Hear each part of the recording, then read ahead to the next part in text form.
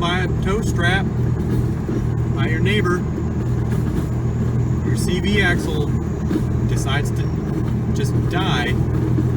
I did not want to make another video of my S4 starting like this. Was on the way home from work, was feeling some wild vibes coming from the front right. I'd kind of felt them earlier, but they weren't as bad as they are right now. Luckily, I pulled off at a gas station. It stopped. Now the car, like, it doesn't want to move at all, and I just have a feeling that it's because this front right CV axle is just dunzo sunzo. So, anyways, got new wheels.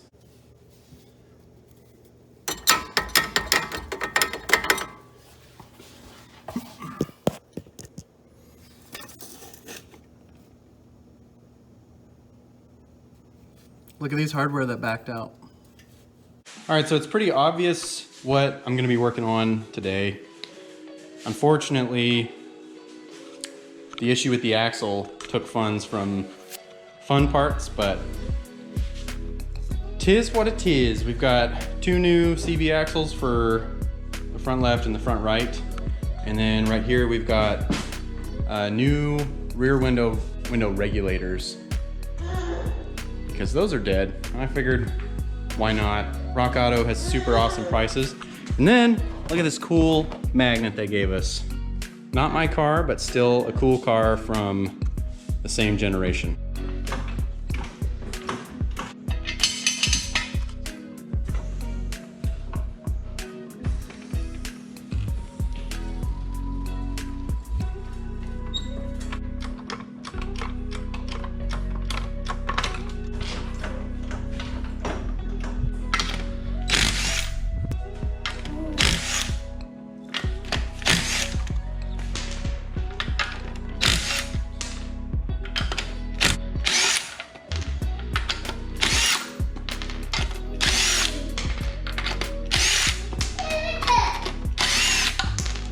And then just so y'all can see, I do have two jack stands. I just prefer to do it like this whenever I'm only working on the front.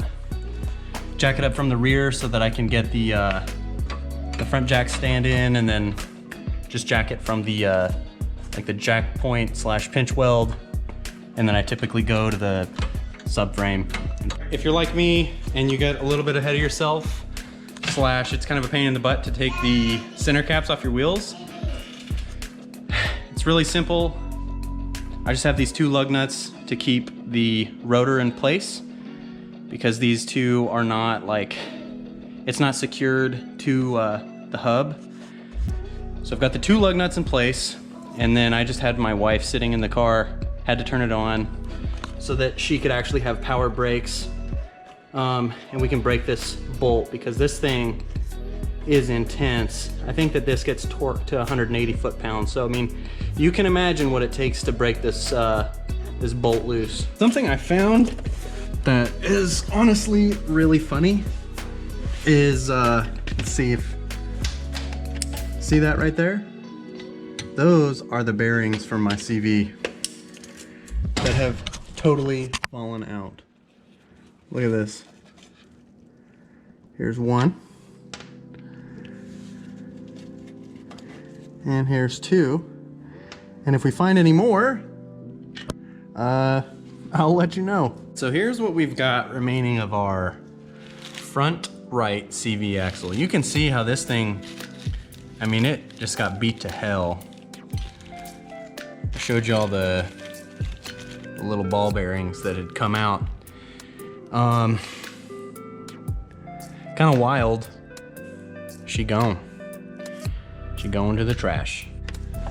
And make sure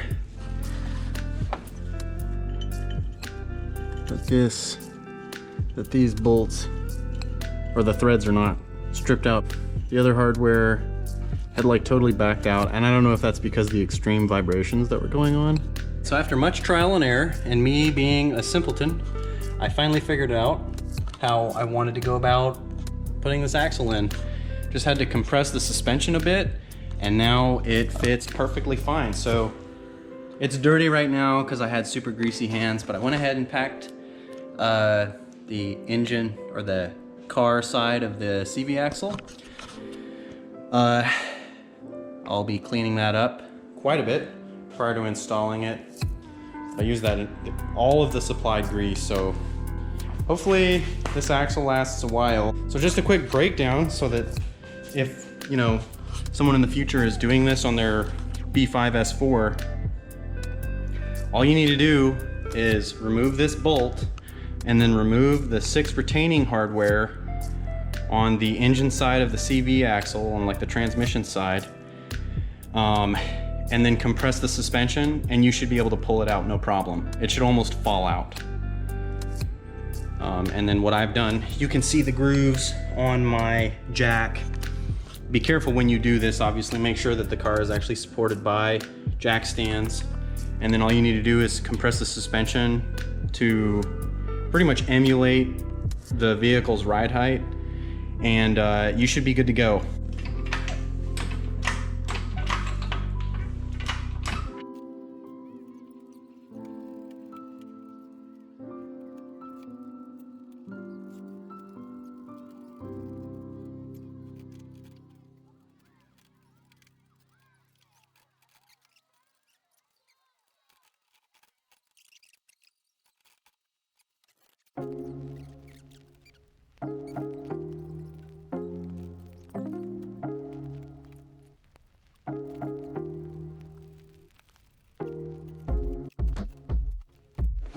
Since we couldn't do the trick way that everybody on the internet seems to be doing it, and the way that I was able to get it on the passenger side, I'm just gonna go ahead and remove this bolt, remove these upper control arms and the tie rod end, and hopefully that will allow us to swing our knuckle out of the way enough to where we can pull this freaking thing out.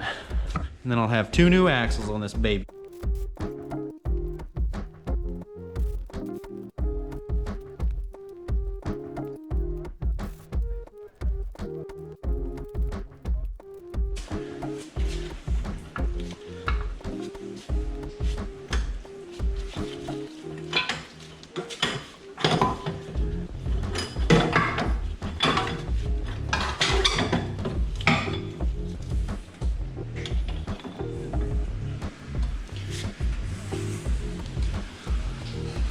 Look at that.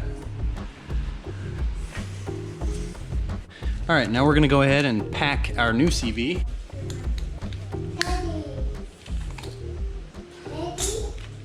Yeah, baby. Daddy's over here. I love you. What I have found for packing these CVs is to pull the axle forward like this, and then just go ahead, put a nice fat amount of grease in, and just like packing like wheel bearings, you just go ahead and you push it in and push it in and push it in. Typically with wheel bearings, you don't do it like this. Obviously you put it in your hand and then you run the grease through it, but use a similar application to putting the grease in the CV axle and just kind of force it in there, and eventually it'll work its way into the boot.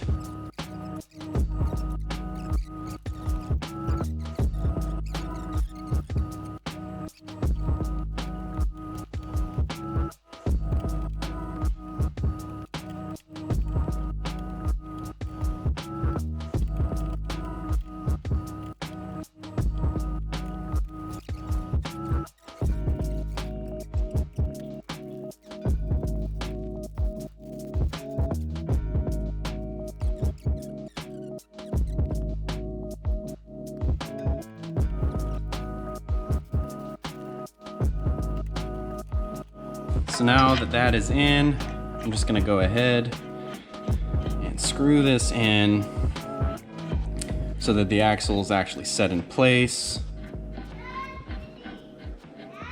And then I'm gonna get back under the car. This thing's a pain in the butt. What I'm used to with Volkswagen is you just disconnect everything, except for like, you know, your brake lines. and all that other stuff, but you literally take the entire knuckle and move it off to the side, and then that's how you gain access to your CV axle. On the passenger side, I was able to cut the wheel, I think it was full lock right, and then I compressed the suspension, and I was able to take care of the CV axle no problem. For this side, it's been kind of a pain in the butt. I wasn't able to get it out, doing that same exact thing, but cutting the wheel full lock left. What I've had to do is take the upper control arm off the knuckle. What I just had to do to get the spline into the knuckle was somewhat attach the upper control arms to the knuckle and jack it up, and then I was able to get enough angle and enough compression to where I could fit the CV axle in the knuckle. Then I just had to let down the jack and then take these upper control arms out of the knuckle, and then I was able to finally align the axle right there, and you can see that right there. So now I can finally put this thing back together. I will say this, driver side, pain in the ass. Passenger side, too easy. Passenger side, I wanna say it took me like 30 minutes. This bullshit has taken me longer than I even want to admit.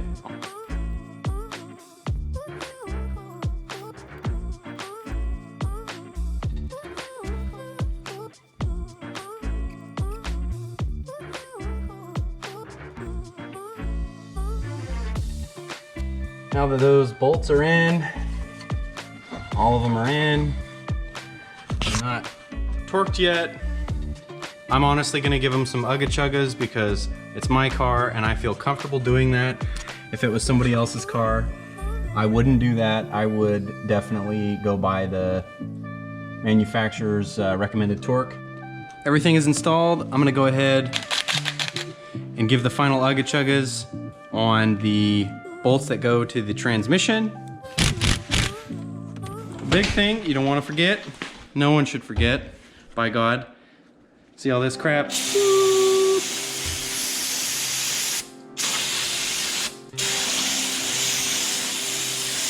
Brake clean for days, ladies and gentlemen.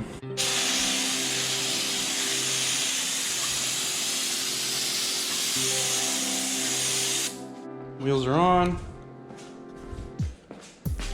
Finally take this thing off jacks.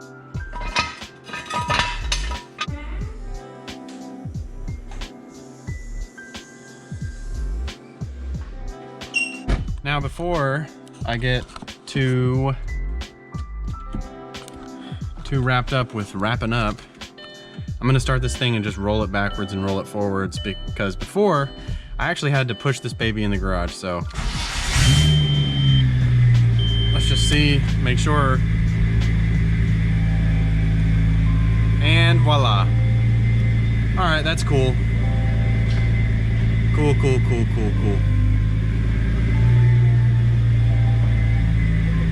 Wonderful. I'm gonna go ahead and torque these now that the car is on the ground.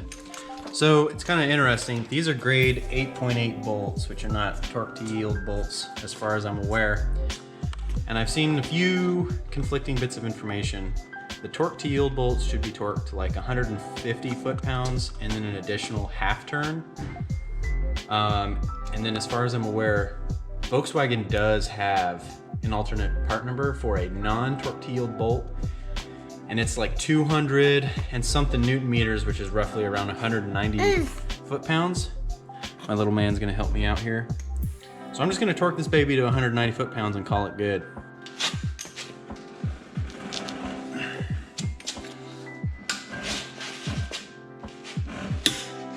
Bang, bang. So I'm experiencing some weird vibes still, and I checked everything that I can think of to check. I've inspected all the suspension components, like top to bottom.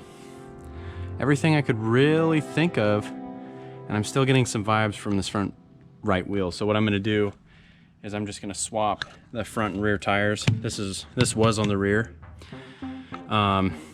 And I'm gonna see if that changes anything, because I don't know, that's just kind of weird. Kind of weird. All right, so I'm at a loss. I don't know, still having a vibe. I almost wonder if this wheel just got out of balance, because this was on the front right. I almost wonder if it got out of balance during all the craziness that was going on, because I was already experiencing some wild stuff with the steering wheel. So I think that maybe there was some second and third order effects that occurred. I'm gonna do something that's gonna make me happy. See this cover? I pray to God this is the right cover, because this is the second time I will have ordered a cover similar to this.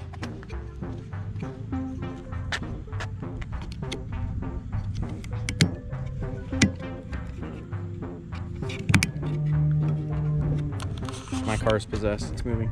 Yay! So one door is halfway complete. I had to kind of get my hands dirty before I started to film, because I didn't want to take it apart and look like an idiot.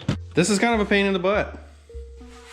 Kind of a pain in the butt. The reason why I'm even pausing on this side is because I need to go buy rivets. So I figure it's a good time to start recording this.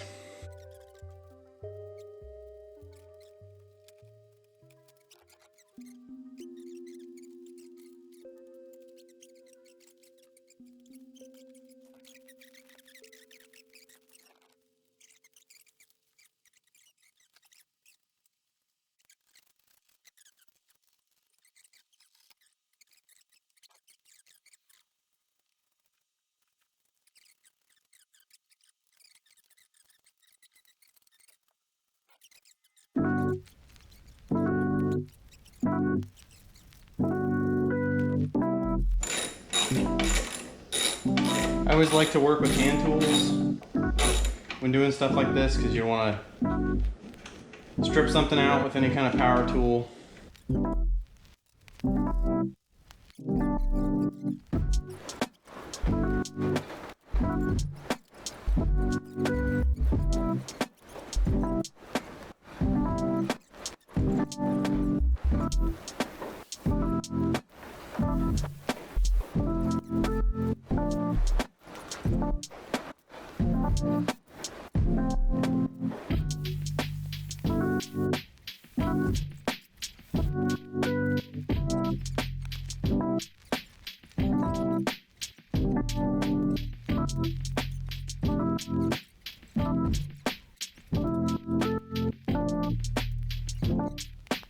There it is.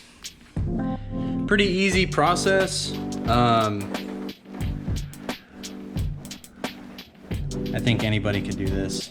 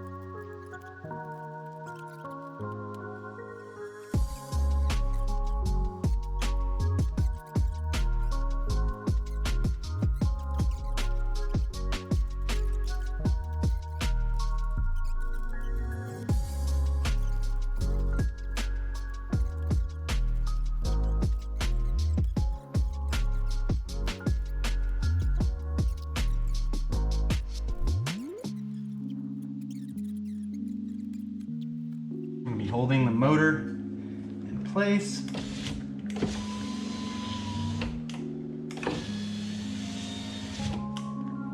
It's pretty spiffy.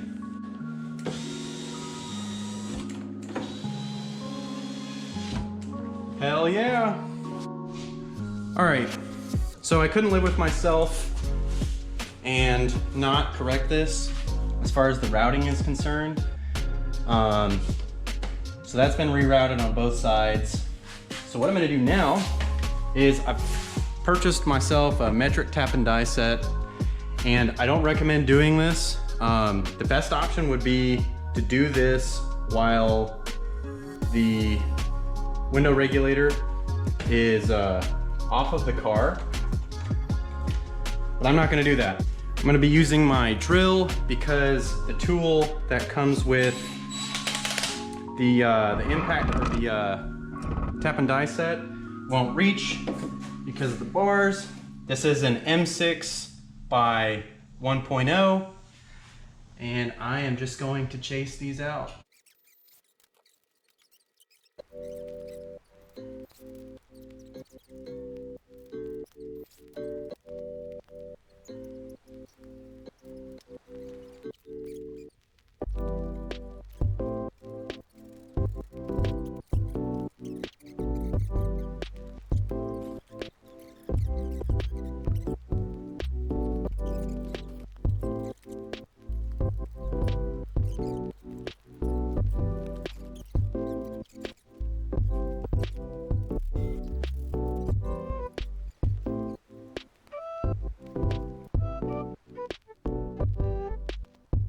Everything's all buttoned up.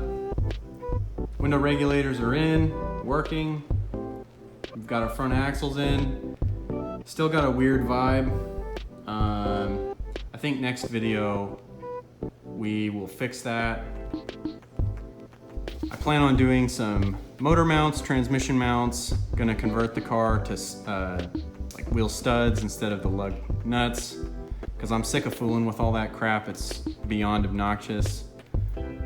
And then we'll start putting some fun parts on the car. But anyways, thanks for watching. Take care.